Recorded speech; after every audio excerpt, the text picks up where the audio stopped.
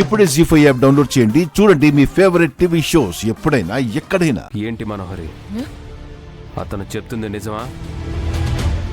నువ్వు అతనికి అబద్ధం చెప్పి అస్థికలు తీసుకోవాలని చూసావా?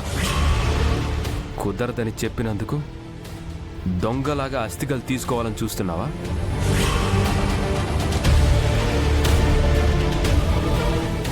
ఏంటండి స్ట్రక్ అయిన వీడియోలాగా అలాగే నిలబడ్డారు? సారు మాట్లాడుతుంది మీతోనే. సార్ అడిగిన దానికి సమాధానం చెప్పండి. అవునమ్మా, నేను అబద్ధం చెప్పాను. 6 అస్థికల్ని నేను దొంగతనం చేద్దామనుకున్నాను. ఇప్పుడు కూడా ఈ లాకర్ కీస్ ఏవో తెలియక మళ్ళీ ఇతన్ని అడుగుదామని వచ్చాను. ఈలోపు మీరే వచ్చేశారు. ఎందుకు చేసావు మనోహరి ఈ పని? నా 6 అస్థికలు ఎవ్వరికీ తెలియకుండా ఎందుకు తీసుకువెళ్ళాలనుకుంటున్నావు?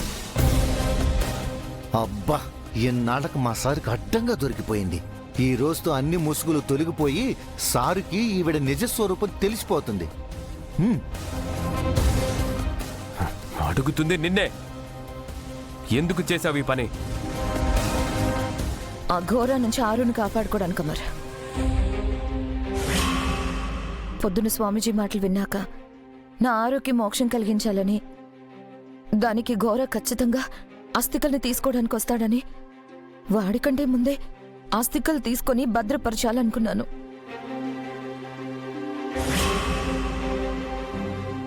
మరి ఇదే విషయం నాకు చెప్పి ఎందుకు చేయలేదు?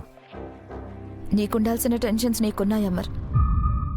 పైగా నువ్వు పొద్దున్నే వచ్చి ఘోర మన ఇంటి చుట్టూ తిరుగుతుంది, 6 ఆత్మ కోసమేమో అని చెప్పినప్పటి నుంచి మనసంతా ఈ అస్థికల్ని భద్రపరచడం మీదే ఉంది. అందుకే ఆలస్యం చేయకుండా వచ్చేశాను. నీకైనా నాకైనా కావాల్సింది 6 క్షేమంగా ఉండడం, సంతోషంగా ఉండడమే కదా మరి. అందుకే ఆస్తికలు తీసుకోవడానికి వచ్చాను. ఈవిడ చెబుతున్న దాంట్లో ఒక్క నిజం కూడా లేదు. ఈవిడెందుకు పదే పదే అస్థికలు దొంగతనం చేయాలని చూస్తుంది? ఏదో కారణం అయితే ఉంది. రండి, అస్థికలిద్దరు గాని. సరే సార్.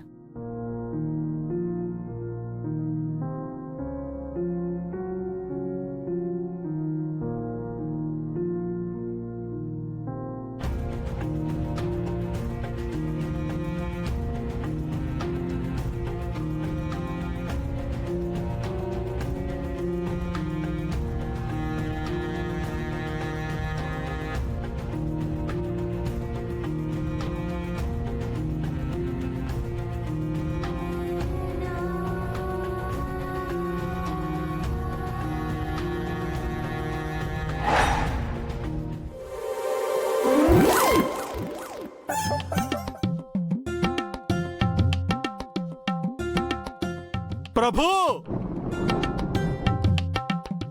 గతములో ఏదో చిన్న చిన్న తప్పిదములు చేసినందుకు నాకు ఇంత పెద్ద శిక్ష వేసితిరా?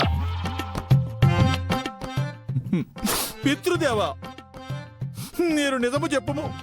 మీరే ప్రభువులు వారితో చేతులు కలిపి నన్ను ఈ నరకమునకు పంపించితిరి కదా?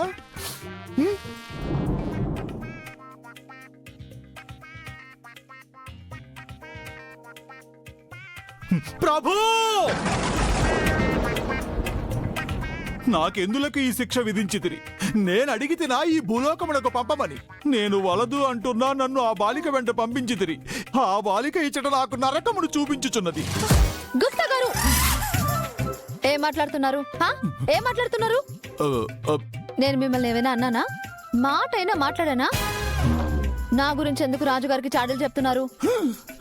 నేను చాడీలు చెప్పుచుంటినా? జరిగినదే కదా నేను చెప్పుచుంటిని. నిజము చెప్పుము. నీవు నిజముగా నాకు నరకము చూపించటలేదు. ఇప్పుడు నేనేం చేశా? చేసిందంతయూ చేసి ఇప్పుడు నేనేమి చేసిద్రని దబాయించుచుంటివే. మిస్ అమ్మ ఆ ఫోటో చూడలేదు కదా, మరి ఇప్పుడు ఏం జరిగిందని అంతలా అరుస్తున్నారు? నేను అరచుచున్నది జరగని దాని గురించి కాదు, జరగబోవు దాని గురించి. ఏం జరగబోతుంది? నీ పతిదేవుడు నీ అస్థికలను తీసుకుని ఇంటికి వచ్చుచున్నాడు. సర్లే అండి, అయినా అస్థికలు కలపాలంటే తీసుకొని రావాలి కదా, దానికి ఇంతలా ఇదైపోవాలా? నేను బాధపడుచున్నది నీ అస్థికలు తీసుకుని వచ్చుచున్నందుకు కాదు, మరి వాటిని తీసుకువచ్చి నీ పతిదేవుడు నీ చిత్రపటము ముందుంచి పూజ చేసేదడు. అంతే కదా? దానికి ఏంటి, నా ఫోటో తీసుకొచ్చి బయట పెడతారా? మ్మ్. అంటే అంటే మిస్ అమ్మ ఇప్పుడు ఖచ్చితంగా నా ఫోటో చూస్తుంది కదా? అవును ఇప్పుడు మిస్ అమ్మకి నిజం తెలిసిపోతుంది కదా?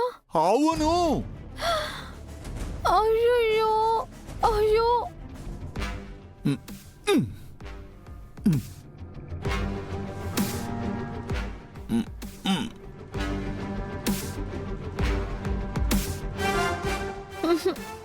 అదే జరిగితే మిస్ అమ్మ అందరికీ నిజం చెప్పేస్తుంది.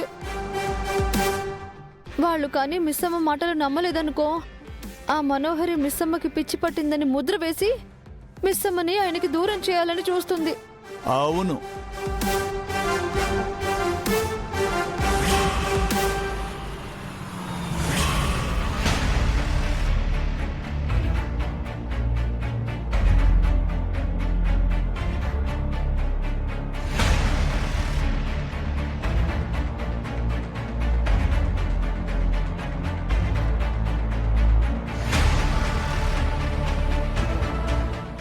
అయిపోయినది, అంతయు అయిపోయినది. ఇన్ని దినములు నా శక్తియుక్తులతో నీ శక్తియుక్తులతో మనము దాచి ఉంచిన నిజం ఇప్పుడు కొండ బద్దలు కొట్టినట్టు బయటపడబోతున్నది. అతనిది ఇప్పుడు ఊరికే టెన్షన్ పడతారు.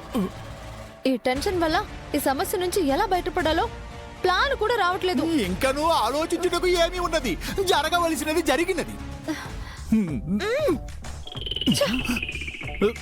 బాలిక, అత్తయ్య అత్తయ్య, ఏంటి మిస్సమ్మా? అత్తయ్య భోజనం రెడీ అయిపోయింది, మావయ్యని పిలిస్తే మీ ఇద్దరికి వడ్డిస్తాను. ఏమండి, భోజనానికి రండి. పిల్లలు భోజనానికి రండి.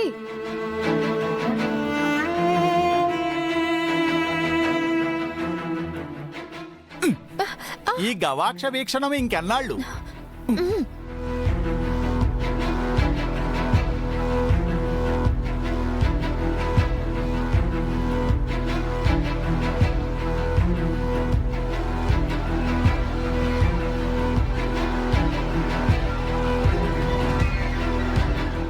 ఆరు అక్క అస్థికల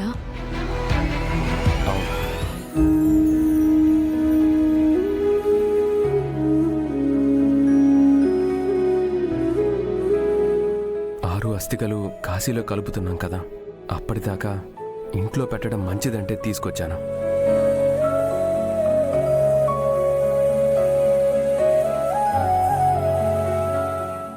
జీ5 యాప్ డౌన్లోడ్ చేసి అన్ని ఎపిసోడ్స్ పూర్తి ఉచితంగా చూడండి.